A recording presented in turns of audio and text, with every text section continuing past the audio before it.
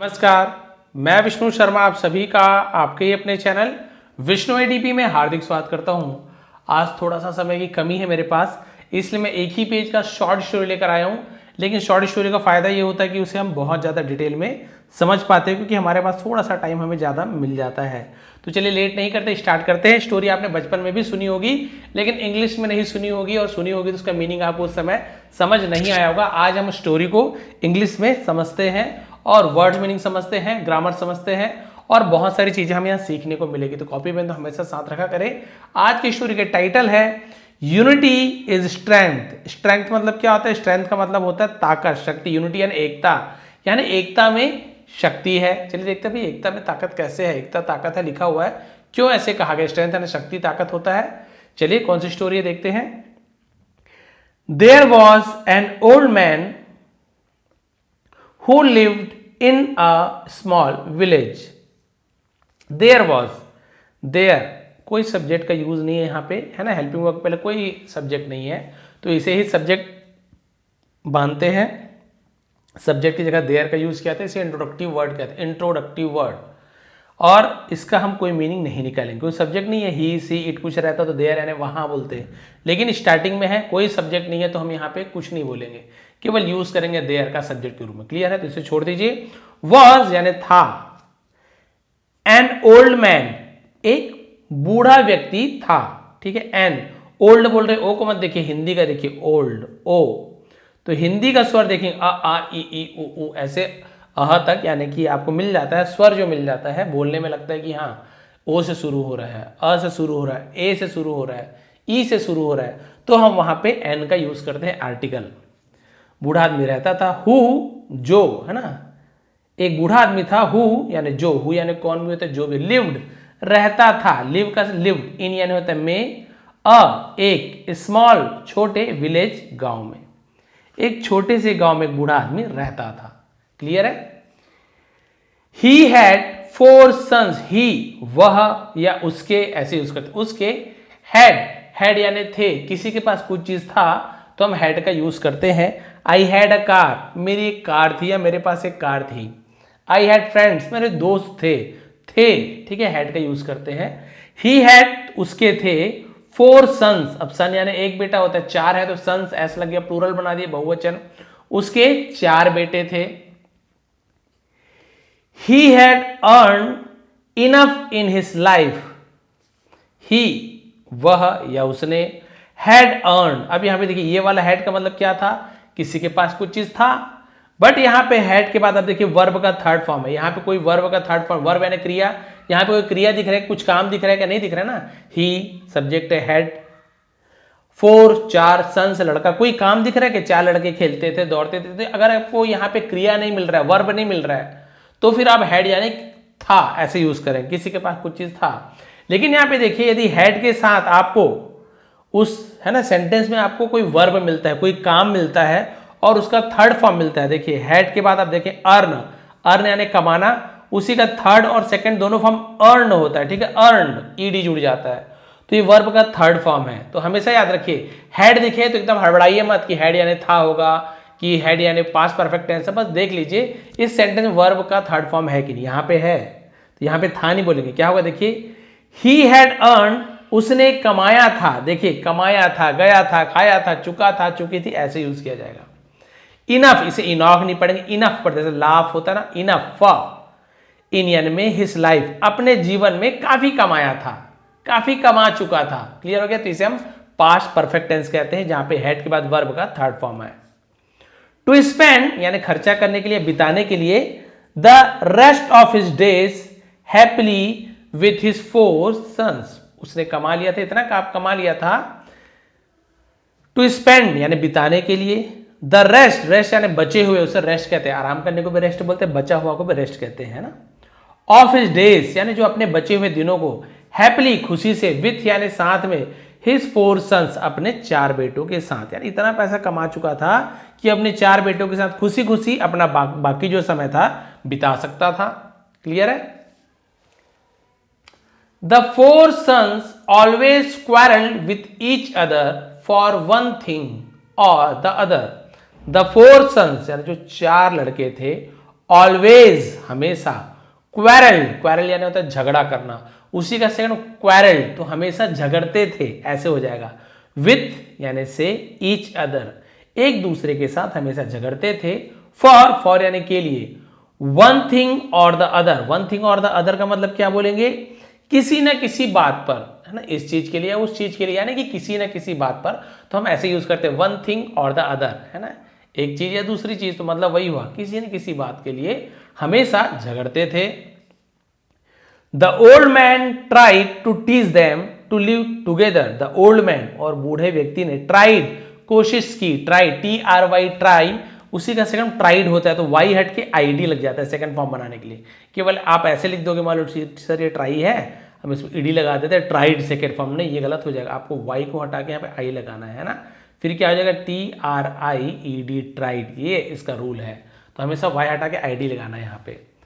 तो बूढ़े व्यक्ति ने कोशिश की, पास्ट सिंपल टेंस है, टू टीच, सिखाने की, देम, उन्हें, टू लिव टुगेदर, एक साथ रहने की, टुगेदर यानी होता है एक साथ रहने, बट लेकिन, they never care to listen to him, they यानी उन्होंने, नेवर कभी भी नहीं, केयर्ड यानी क्या था, परवाह करना, टू लिसन सुनने का, टू हिम यानी उसे, लेकिन उन्होंने कभी उसकी बात नहीं सुनी की, कोई परवाह नहीं की, क्या बोल रहे, बोलने दो, हमको क्या करना है, लड़ते झगड़ते थे, पैसा तो था ही।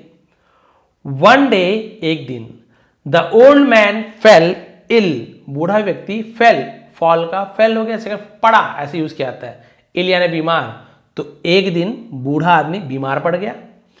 ही could not get up to work in the fields, he यानी वह, कुड नॉट नहीं सका, कैन नॉट नहीं सकता है, उसी का सेकंड फॉर्म, ये पास्ट टेंस बोलना चाहिए हमें, कुड नॉट नहीं सका, क्या नहीं कर सका, गेट अप यानी उठना, उसे गेट अप बोलते हैं। टू वर्क, कहां पर जाने के लिए, उठ नहीं पाया।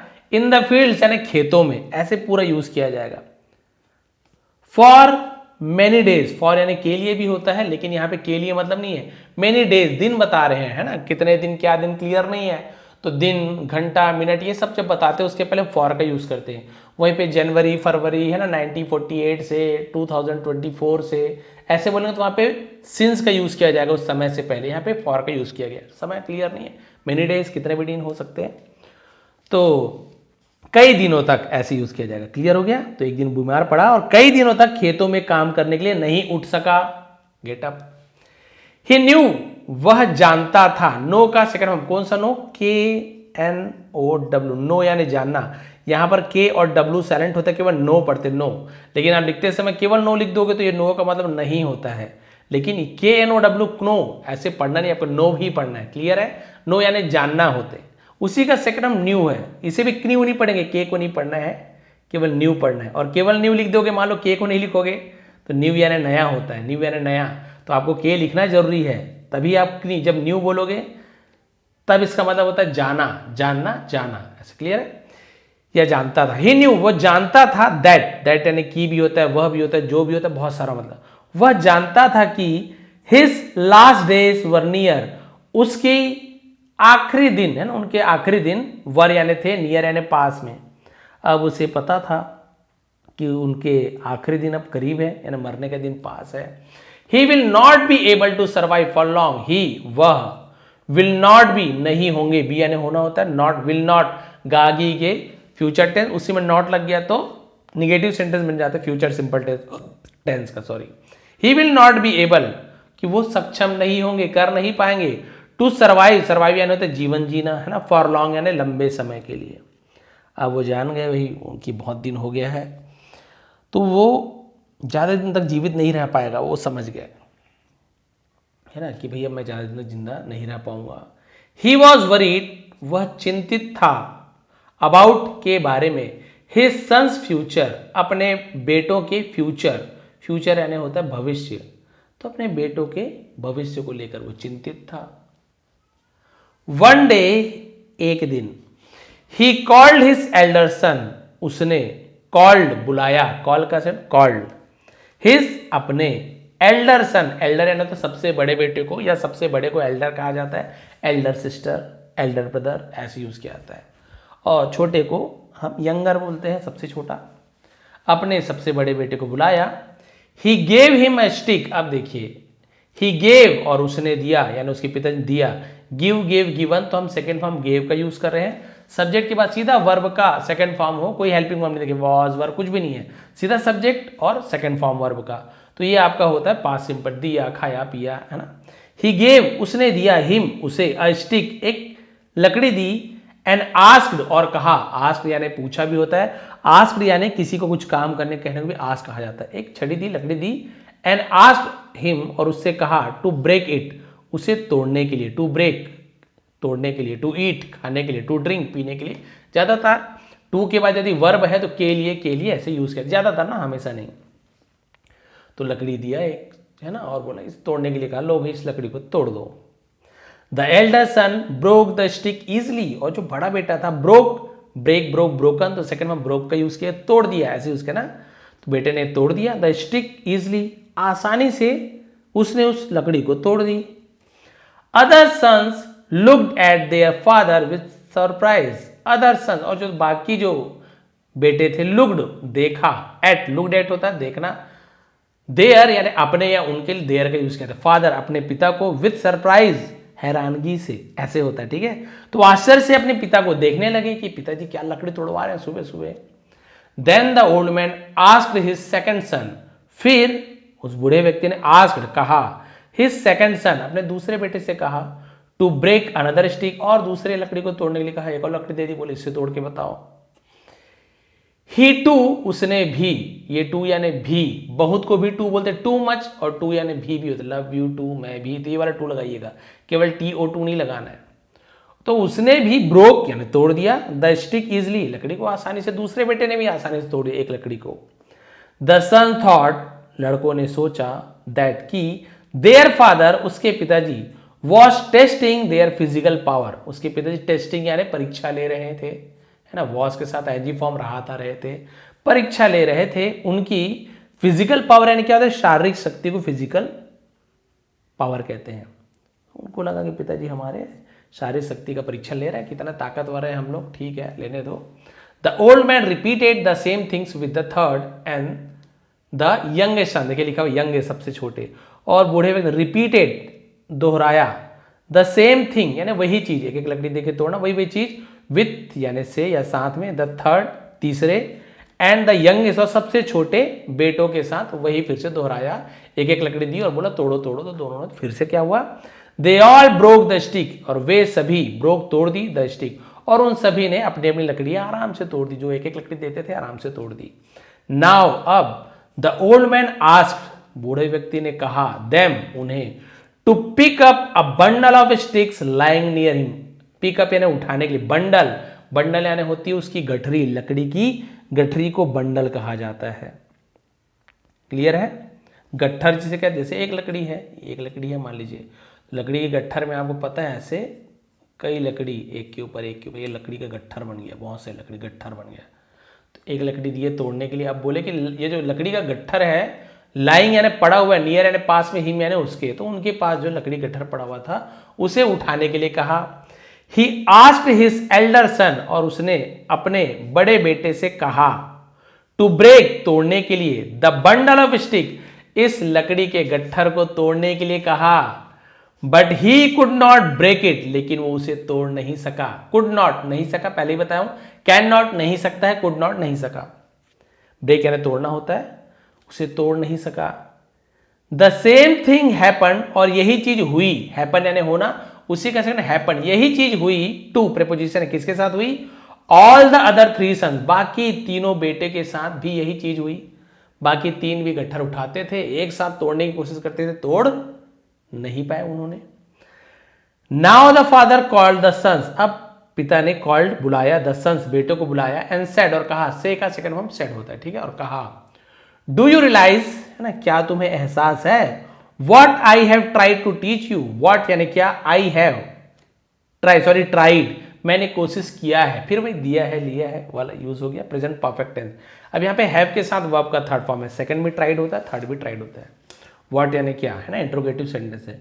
डू यू रियलाइज, क्या तुम्हें एहसास है, व्हाट आई हैव ट्राइड, मैंने क्या कोशिश की, टू टीच यू, तुम्हें सिखाने की, मैंने तुम्हें क्या सिखाने की कोशिश की, वो समझ आया। द सन सेड, लड़कों ने कहा नो, द फादर सेड, है ना, लड़कों ने कहा कि नहीं, हमें समझ नहीं आता पिताजी क्या बोल रहे हैं।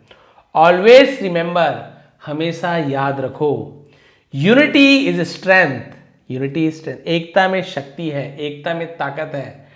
एंड दैट इज वाई, और इसलिए you could not break the bundle of stick, you could not break, तुम तोड़ नहीं सके, द बंडल ऑफ स्टिक, एकता में शक्ति है इसलिए तुम लकड़ी के बंडल को नहीं तोड़ सके।